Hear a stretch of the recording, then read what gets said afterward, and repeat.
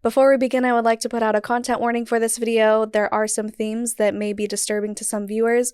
So for that reason, we have added these trigger warnings in our timestamps. Feel free to skip over the parts that you may not be comfortable hearing or watching. Being out of the cult for this long, I'm still really inhibited and really just not free. I don't feel like I'm free in my body. And I realize I still have so much programming from the cult because when I first came out, I felt really disgusting. I felt like I was a pervert because I liked girls.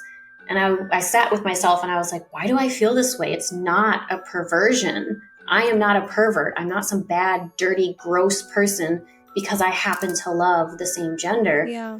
But all that like internalized shame and homophobia came up within me that I didn't even know was in me. It's super interesting, like to have that moment when something comes up in you that you would bet money on was not within you. My whole life I had to be silent. I was forced to be silent. I was forced to hide. And I don't want to hide anymore. I don't want to be silent anymore. I don't have to.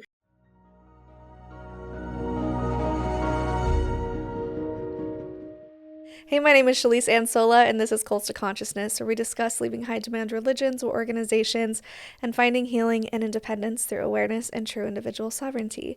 If you're only listening and you would like to see our faces, you can go to our YouTube channel at Cults to Consciousness, where you can like, subscribe, become an advocate for these people who are bravely coming on and sharing their stories. Leaving those words of encouragement really helps us, it helps the algorithm, and it's meaningful to our guests. So today's guest, we just recently had her on. We ended up talking for 2 hours, so we decided to split it into 2 parts. In the first part, we go over her childhood in the IBLP, the Institute in Basic Life Principles, which is essentially a Christian fundamentalist group. Very patriarchal. There's a lot of problematic things that we go over in her childhood, as well as talking about her experience at one of the camps, how this led to eating disorders, self-harm, and in this episode, we're going to continue on with her story, talking about what happened when she finally got home from the camps, her parents' reaction, how it further led to other eating disorders, and how all of those programmings and the culture of the IBLP permeated into her adult life and is still affecting her now. We're going to be talking about how she became an exotic dancer, how she uncovered her sexuality as understanding that she was actually gay, and how she was able to deprogram from different things in her past. So here's the next part with Oceana. Growing up, like I always just dealt with things on my own. And it's not like I remember ever being like taught to do that. I think that was just kind of the culture and the environment. It just fostered, hiding your problems and trying to deal with everything on your own. Because there was a lot of things I dealt with growing up, a lot of things I had anxiety over, and I never told anyone. It didn't even cross my mind. Maybe I should tell someone, maybe I should ask for help. It wasn't even an option. It wasn't even a thought in my brain. It was just, this sucks. I hate this, but I just have to deal with it, and I can't wait for it to be over. Like there were years and years and years of night terrors where I was terrified to go to sleep at night, and I really didn't ever say anything. Like my parents found out because I would wake up, or they would wake up to me screaming.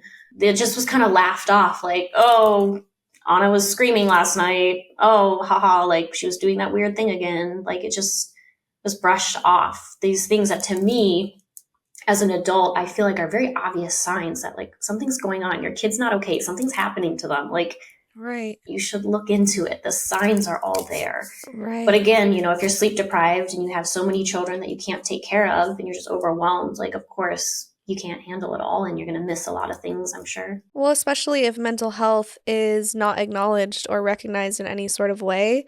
It doesn't seem like they or you had the tools to even put words to how you were feeling. I think there's been such a huge influx of awareness around mental health in the past 10 years or so, where all of us millennials are going, oh, that's something we need to take care of just as much as our physical health, and people are normalizing therapy now, and it's so great that we can start to unwind our traumas and dig into them and figure out how to heal them and find peace.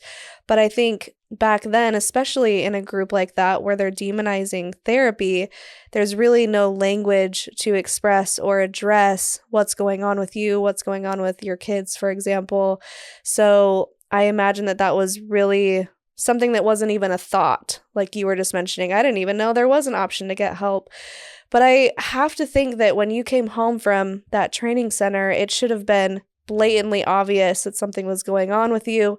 Did your parents ever see the scars? Did they recognize that you were going through a really difficult time at that point? Yeah, I know my dad did see the cut marks on me at one point because he confronted me about it, and I was really like a bit embarrassed and ashamed, and I wouldn't show him. I was like, Dad, please, like, no, like, don't make me show you your wrist. Like, you know what's there. They knew it was going on. I think they really didn't know how to handle it. And with the eating stuff, they didn't know how to handle it either.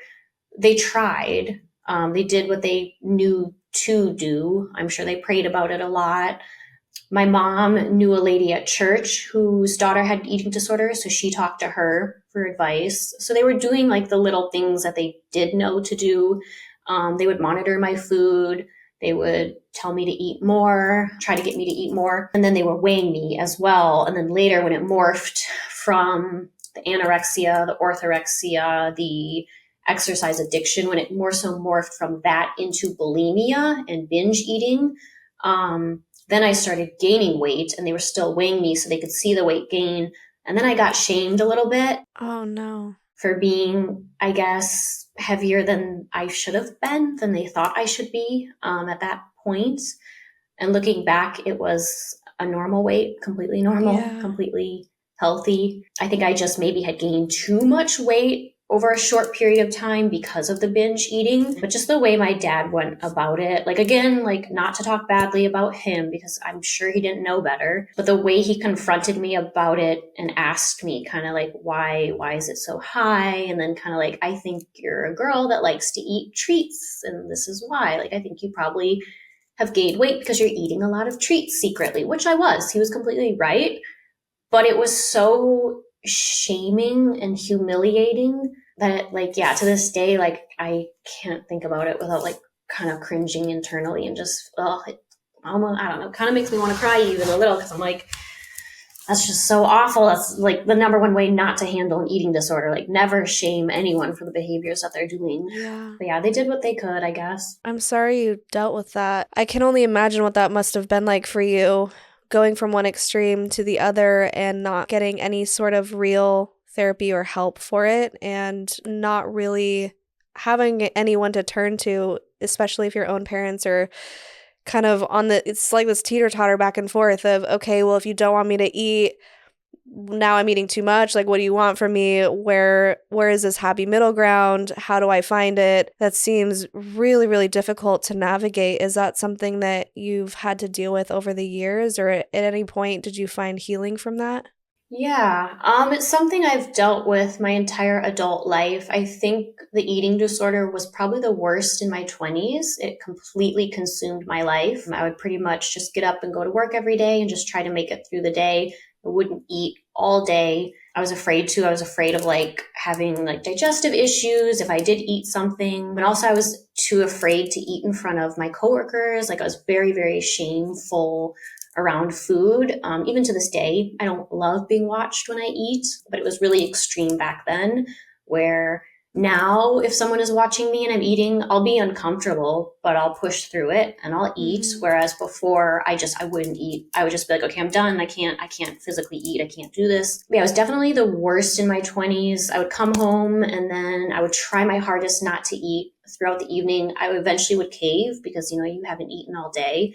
And then I would binge because my body is so hungry at that point and is overcompensating for the fast all day long.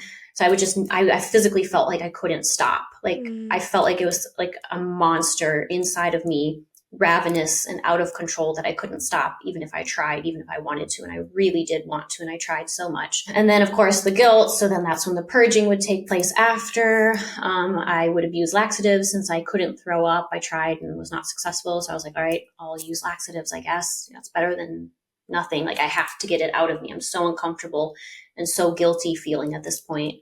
So then I would take laxatives and be up all night. So I have insomnia to begin with. I've always had sleeping issues, so really wasn't sleeping much, wasn't sleeping well, especially when I was abusing laxatives, wake up, I'd get up and do it all over again.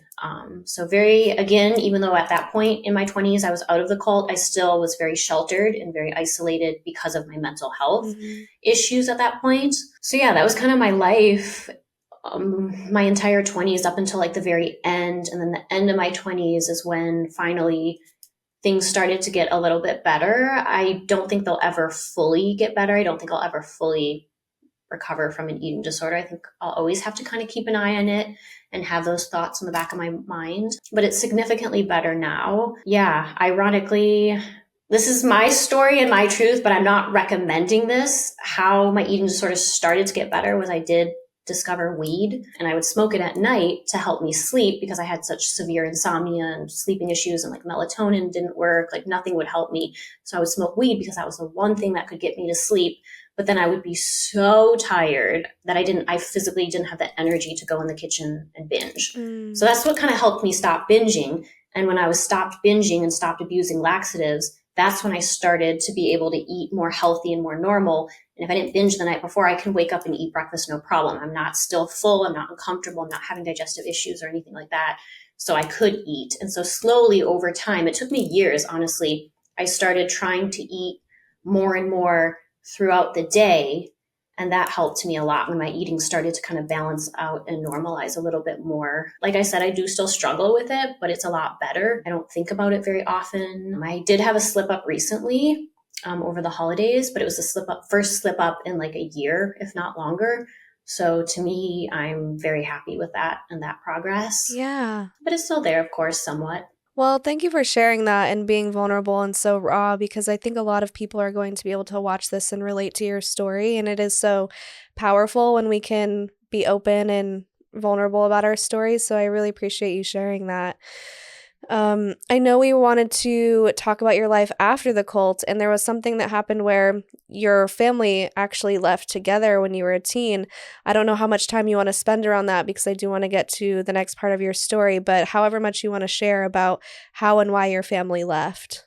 How we left is somewhat of a mystery to me, a little bit, somewhat, just because my parents have never talked about it to me before. And the few occasions that I have myself gone to them and asked them questions specifically about the cult, they're very vague, they're very evasive. To this day, they will not call it a cult, even though I know that they know it's a cult. They have to, but they'll never actually admit that. So talking to them is very uncomfortable to begin with. It's very difficult to do. I don't usually get straight answers. So I'm not entirely sure what the leaving process entailed entirely, but I think, it was kind of gradual over time. I do know that much. My oldest brother, he attended the college that the cult created. They had their own college too, of course. And I think it was Verity something. So I assume it was like Verity Institute or something like that. But my oldest brother went there. And when he was there, he had an experience, which I'm not going to go into because that's his story and I don't have his permission to share it. So I won't give any details or anything like that. But he had a particular experience that was not the greatest. So he had an experience, and Bill Gothard told him to handle it a certain way and told my family to handle it a certain way because we were coming for my brother's graduation at the very end. And Bill Gothard literally called my dad and was like, this is what's going on. This is how you are to handle it when you come here.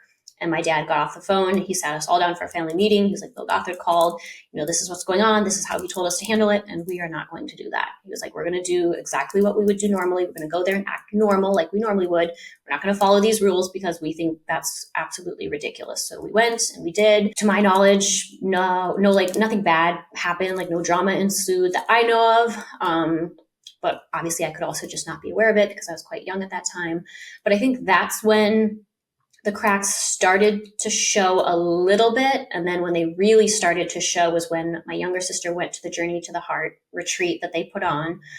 And Bill Gothard wanted her to come live at headquarters with him and work for him. So I think it looks, based off what it looks like Bill Gothard was trying to get her to come and be a Gothard girl. And for those that don't know, the Gothard girls were the attractive, oftentimes troubled young women that Bill Gothard would like hand select and try to convince to come live at headquarters and work for him. And then not only would he have them overworking for him, but he also then was grooming them, and then he did things to them.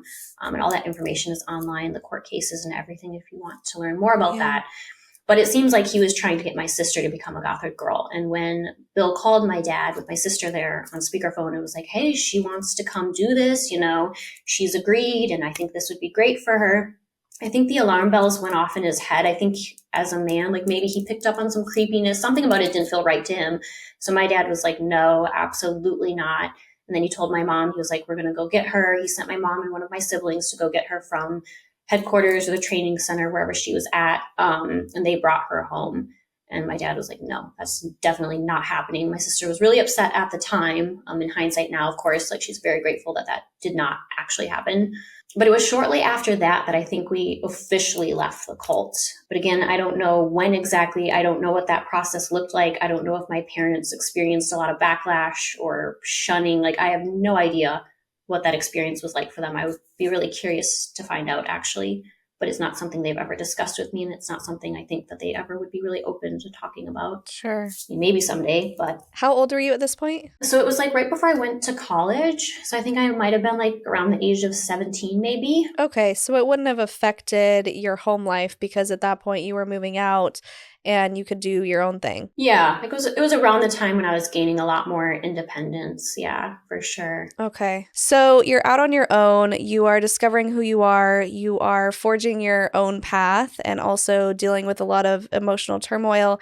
I know we've mentioned off camera CPTSD, trying to unravel your childhood and these traumas and things that really affected you.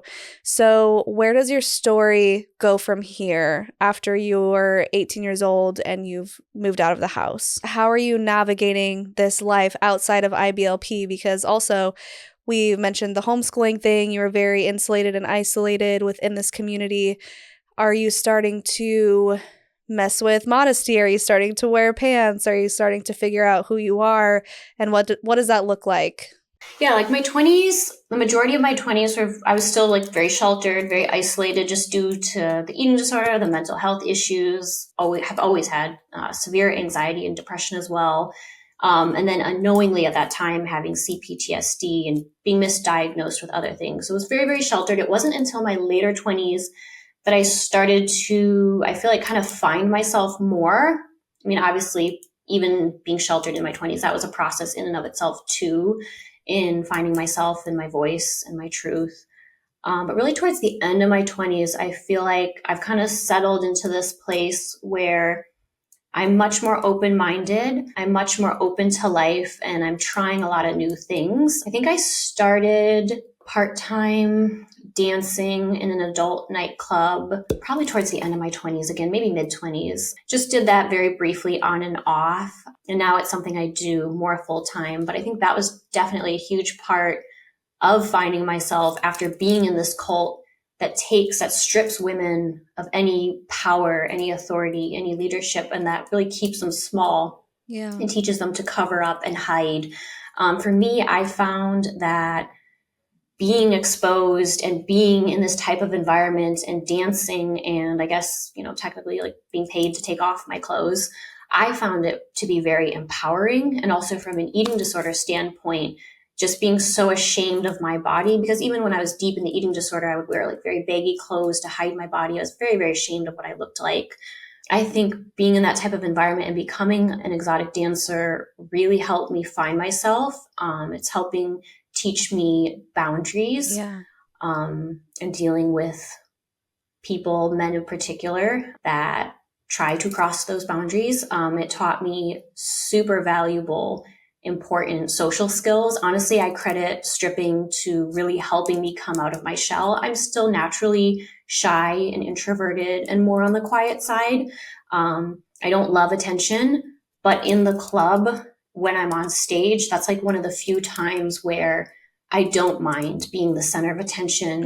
And it's kind of nice to be on that side of things. And in the club, I'm a very different person. I'm very outgoing. I'm very talkative because you have to be. And it is a performance, to some extent, but it did teach me really valuable social skills. It taught me how to do small talk. Small talk was something I had no idea how to do before, which probably seems like the easiest, most natural thing in the world for so many people. But for me, it was just like, I don't know how to do it and I hate it and I don't want to do it. So I would just sit there really like small and quiet and awkward.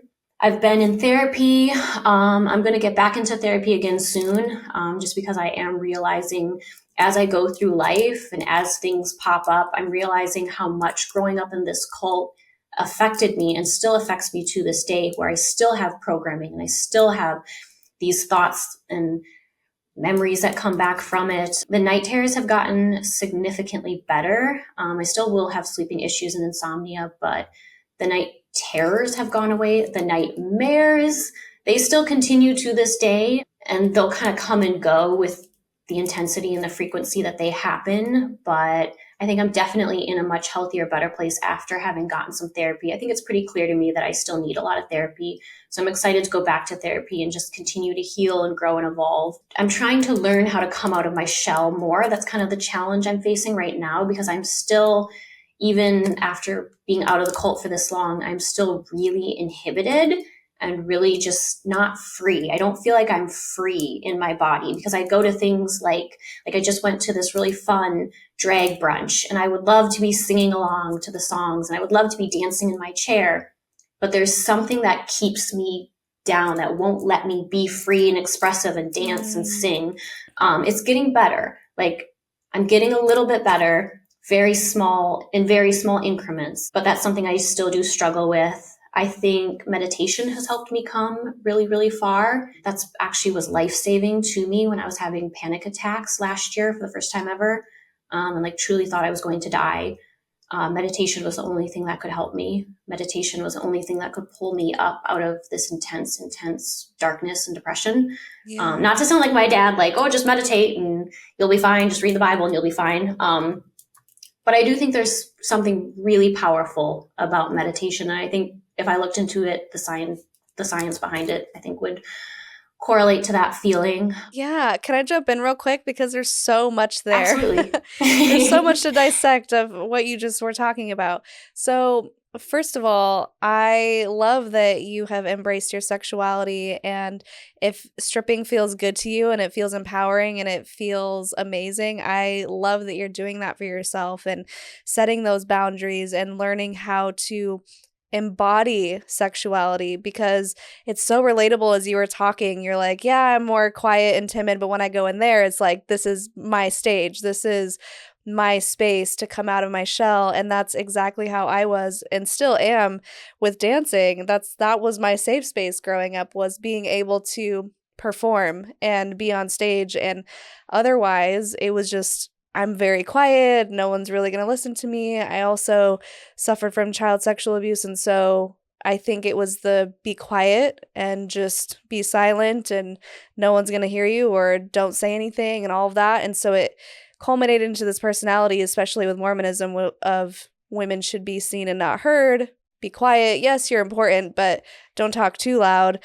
And so really just embracing sexuality and embracing one's body through dance is so beautiful.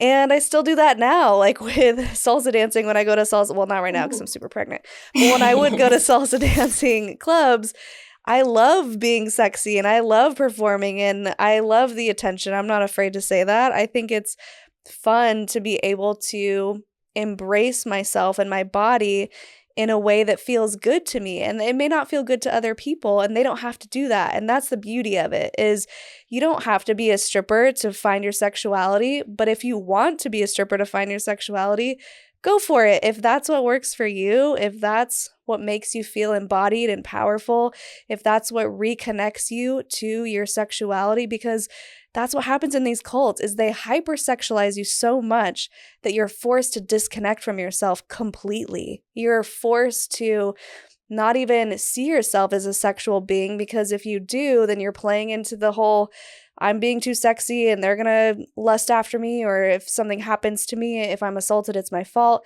It's this really confusing place to be. And so I just love that you found something that really helps you embody yourself and helps you I guess just find who you are. And I know we're going to get into sexuality stuff after this or a little bit later, but I just wanted to say that, first of all, I think that's great. And also with the meditation side, I think it is different than prayer. I know they can be kind of interchangeable as far as religious goes or spirituality goes, and they kind of are the same as far as making a wish to the universe or asking God for something. But when it does come down to meditation, it's really just about stillness. It's about inner peace. It's about awareness. It's a way to look inside for the answers. It's a way to notice what's going on in your body instead of projecting onto some sort of deity or asking for something outside of yourself. Would you say that's a fair assessment of what you experience with meditation and why it's helpful? Yeah. And I really like the way you put that, how it's like looking within yourself instead of like to some outside deity, because it is all about like finding that peace and that stillness and that light. That's something I've really worked to connect with, is my inner light and my inner magic, after being taught that it's wicked and sinful to look within yourself. Right. And there's some Bible verse even like that we would have quoted at us, the heart is like desperately wicked above all else, who can trust it, or something like that. And the overall, like, just feeling with this cult is that they try to dim your light and they try to steal your magic and erase it and wipe it away and paint it as dark and evil and sinful. And so meditation has really helped me reclaim that. Like, I will literally sit and meditate with the intention of connecting to my inner magic, to my inner spark, that kind of thing. Yeah. In addition to like finding the peace and the stillness and all that, which is so healthy for you, not just mentally and emotionally, but also physically. It's just healthy and good for your body. Yeah, I agree. So, is this a good time to then talk about your sexual awakening or really coming into yourself and finding who you are? Yeah, definitely. Because, yeah, right around the end of my 20s is when I really feel like I found myself. Up until then, my entire life, I really truly believed that I was straight.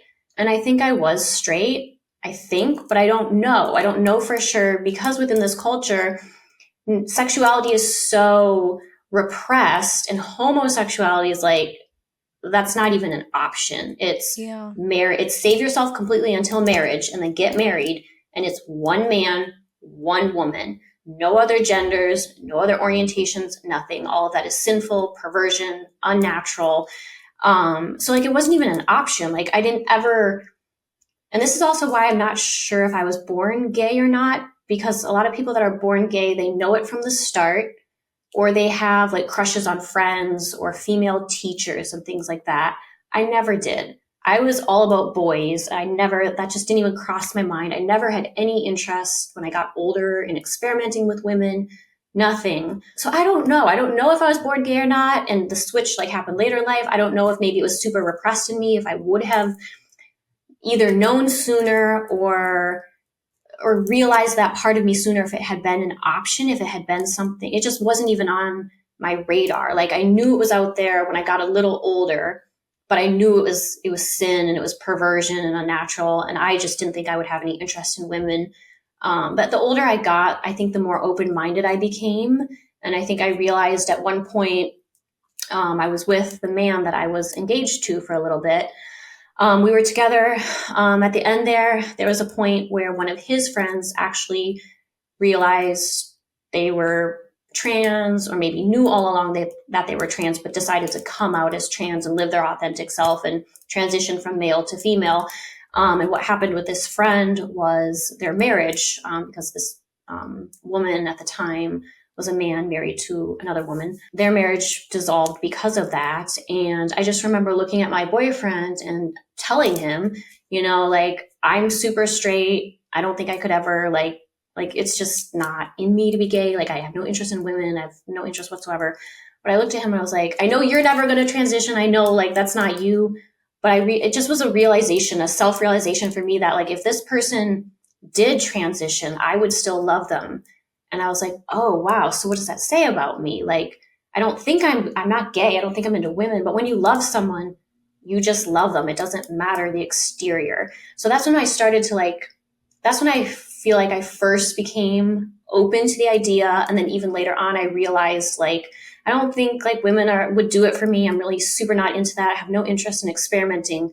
But if I did happen to find a woman and fall in love with her, like I wouldn't limit myself. I wouldn't like not pursue it because I feel like I'm so straight. You know, I would love who I love. So that was like kind of the beginning of my mind expansion or mind opening, where I was like, okay, I'm open to this. I don't think I want that for myself. I don't think I'd ever go that way, but I'm open-minded enough where I wouldn't reject it if it happened, if that makes sense. Mm-hmm. Which then, ironically, a few years later, at the very, very end of my 20s, I did meet a female-bodied person at work one night, and they were interested in me. And long story short, I did end up dating them. We were together for a couple of years. That was the first female-bodied person I had ever been with. And after being with that person, I realized, like, I'm actually really gay. Like, I don't know why I thought I was so straight, because I could never go back and date a man at this point.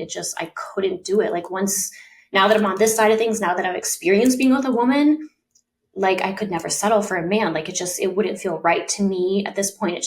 It feels unnatural. It would feel traumatic, and I would feel so dead inside being with a man, because it's not right for me. The same level of connection, the same spiritual connection, it wouldn't be there. You know, I've dated men for a long time.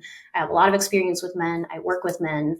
You know, every single night I am with men, and I see the best and the worst of them, and I see the worst sides of them, and I see who men are underneath it all. Because a lot of men, due to society, will not do things that they otherwise would if they either were alone and guaranteed that they would never be caught, or if society was more accepting of men being more predatory. I think society is like hopefully slowly getting a little better in that regard, but I just see this side of men that also I'm just like, wow, they really kind of feel like a different species. They're very different. Their brains are different. Like I could not feel safe with a man, and I don't think I could feel spiritually connected to a man at this point. So That's really interesting. And I'm not an expert, so everything that I'm about to say, like we could just throw it all out if we want to. But if I were to analyze this, I think it is really likely and really plausible that you were born this way. And I do want to say, just for the record, I do believe people are born gay, because I know there's a lot of people who say it's a choice or it's a lifestyle, and I just don't agree with that. But I do think that it's very, very possible that this has been buried in you all along, and because of the programming, because of the demonization of being gay, because of the hypersexualization of women, because of the repression, I think it's something that could have just been buried, and you're just now, or you were just then discovering, wow, this is what love is supposed to feel like. I mean, we've had people on here. We had two women who grew up Mormon. They were in, according to Mormon, quote, regular marriages with men. And then they met each other and realized, oh my gosh, we are so gay for each other. And they had no idea that they were gay. And they were like, yeah, growing up, I just thought, wow, I'm so righteous and God is blessing me without these sexual urges to want to be with men. And they really didn't recognize it until they were with each other and they were with a woman. And now they're happily married and they've blended their families. It's a whole thing. So I think it's possible, and I've seen it happen before, where you may think you like something, but then you get the opposite and you go, oh, this is what it's supposed to feel like. This is what my heart has been looking for. This is what my body has been craving. And I think even the same can be said for straight people, you know, having sexual experiences. And then when you meet your person, going, oh, this is what it's supposed to be like. All those other sexual experiences were fine, yeah, but this is what love really feels like. And that's, I hope that came across well, because that's not to say that people who are gay, like, oh, just go have sex with someone else and you're going to like it. I know that sexuality is a spectrum, but that's just my 2 cents. And I feel like with everything that you've told us, it really makes sense to me that that's something that just emerged at a time when you were finally physically safe, you were having better experiences mentally, you're coming into a safe space just all around and in general, and your body and your brain is saying, okay, now we can explore this because we're in the right headspace. What do you think about all of that? that definitely resonates with me. I think Yeah, that definitely feels true to me, that I think finally I'm at a place in my life where I've left behind so much of the mind programming and reprogrammed my mind with the help of my therapist, and just gotten to such a healthy and safe feeling place that, yeah, I think now who I am is starting to fully emerge, and things that before might not have been safe to explore now Yeah. I do feel ready for, and they're naturally coming out. Yeah, I wish I could have realized sooner that I'm gay, but at the end of the day, I'm just grateful that now I know that about myself, and that now I'm living authentically to me. And yeah, I'm very grateful for the person that I was with, the first female I was ever with. I'm very grateful that they kind of helped me see that side of myself, because I was really scared to be with them initially. I was really afraid that I wasn't really gay. I was like, I'm attracted to this person. I think I might be, but I'm not for sure because I've never been with a woman before. And I remember our first kiss, I was really scared to kiss them because I was afraid that I was mistaken. Like, I couldn't even trust my own self at that point. I think I've grown a little bit more in that area where I do trust myself more, and I'm learning even more and more to trust my intuition. At the time, I thought, I'm going to kiss them, I'm going to be disgusted, I'm going to realize like I'm really, really straight, I'm actually not gay, I'm going to hurt their feelings, and they're going to take it personal. And I was just really scared about that, but I did end up going through with it and kissing them, and it was fine, more than fine, because once I had kissed them, I realized like, oh yes, I am actually really, really, really gay. Yeah, and from there, it's just been a continual journey of just continuing to open my mind and try to grow and try to heal and just become more and more of myself. But it was interesting because when I first, I guess, sort of came out, like I never officially came out, but when it was made public, when I was posting on social media and I knew that like everyone knew, okay, Ana is gay, it was super interesting, the feelings that came up. And I realized I still have so much programming from the cult, because when I first came out, I felt really disgusting. I felt like I was a pervert because I liked girls. And I sat with myself and I was like, why do I feel this way? It's not a perversion. I am not a pervert. I'm not some bad, dirty, gross person because I happen to love the same gender. Yeah. But all that like internalized shame and homophobia came up within me that I didn't even know was in me. It's super interesting, like to have that moment when something comes up in you that you would bet money on was not within you. Like, I was very open-minded. I was very pro LGBTQIA. I was an ally.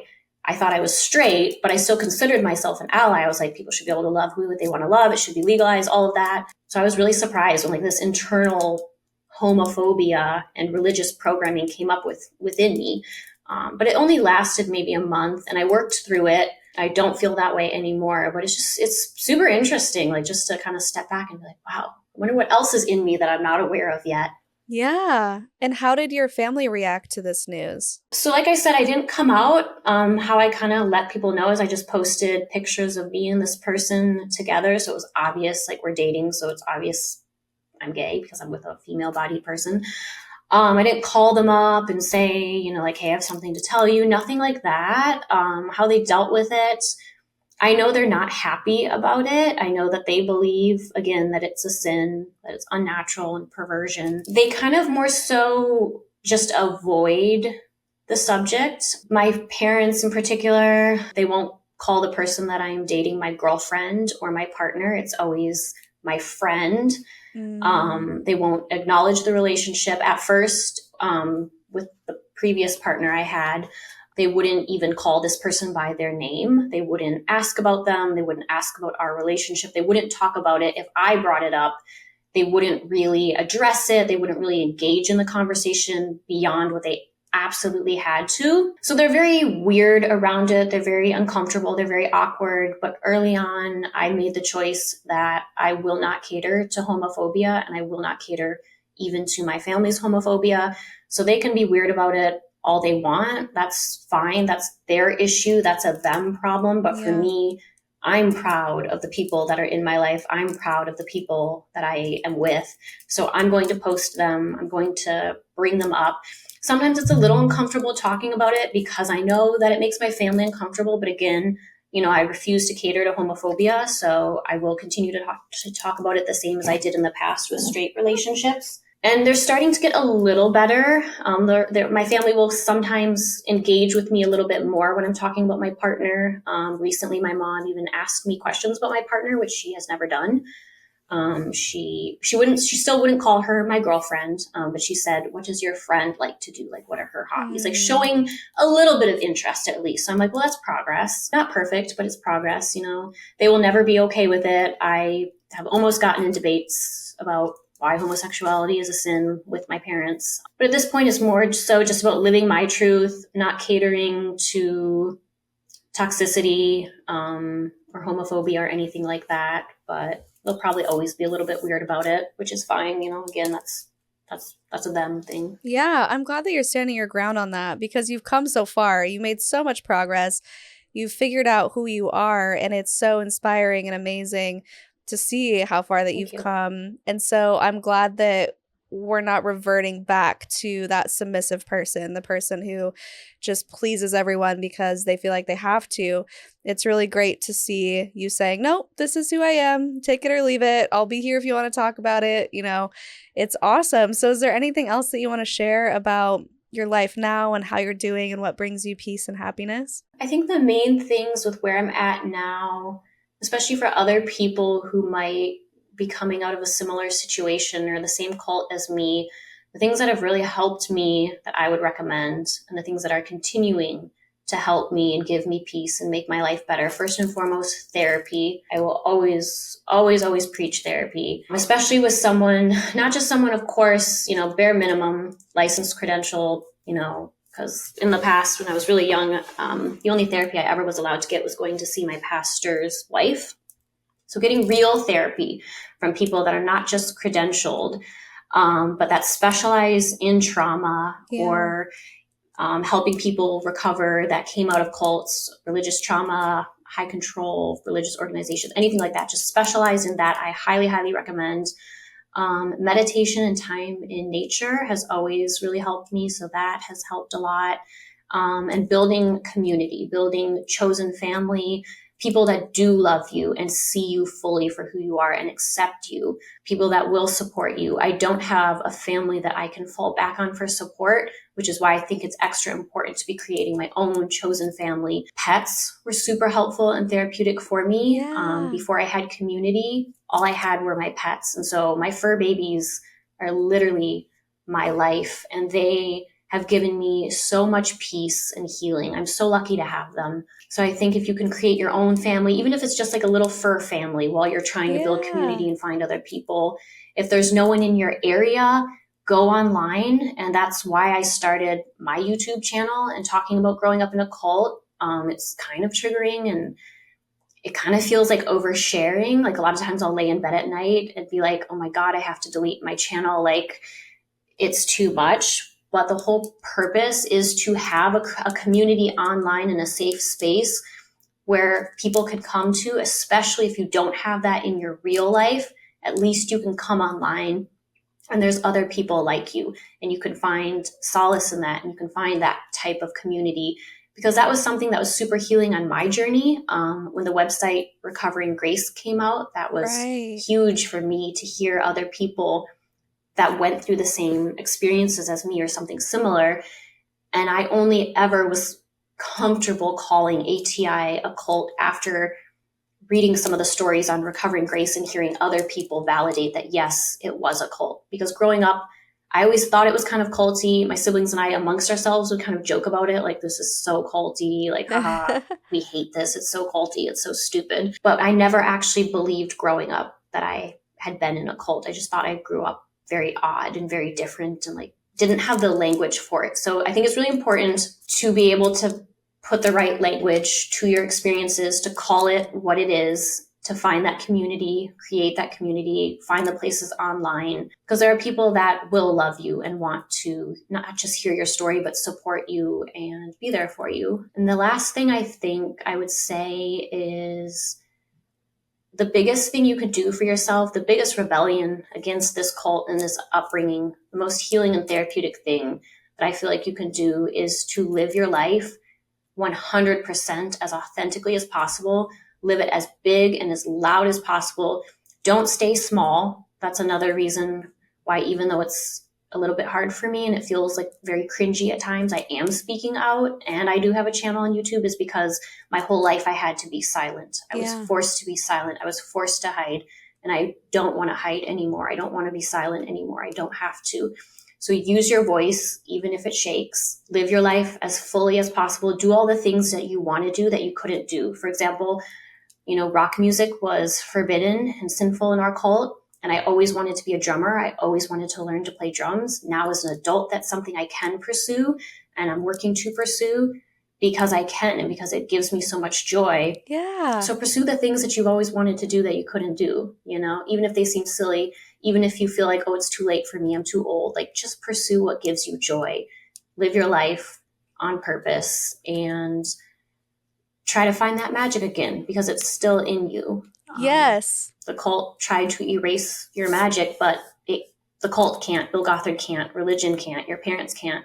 It's still in you, even if you don't feel it. It might feel dead, but I promise you it is still in there, and you can access it, and you will find it. I promise. I found it through meditation, but that's just one of many paths that I think you can find it through. But I think that's mainly what I would say.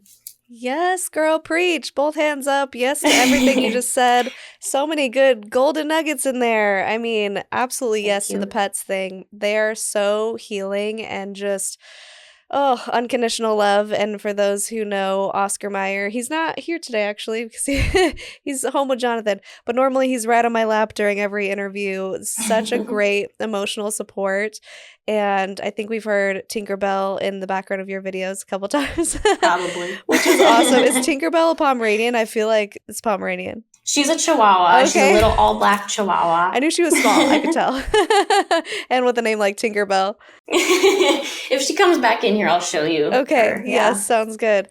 But yeah, so many good things to pull from that. And I love how far you've come, like I've said. And all of those could have been Linda Listen moments. But do you have any other Linda Listen moments, or the sassy statement that you want to say, or further inspiration? It's up to you. I think in line with what I was saying about your inner magic and your inner light, like, pursue that fearlessly, relentlessly. Just go after whatever makes you happy and whatever brings you alive, whatever speaks to your soul. We weren't free for so long. Now we finally are free. And that's it can be scary and it can be daunting, experiencing the world for the first time.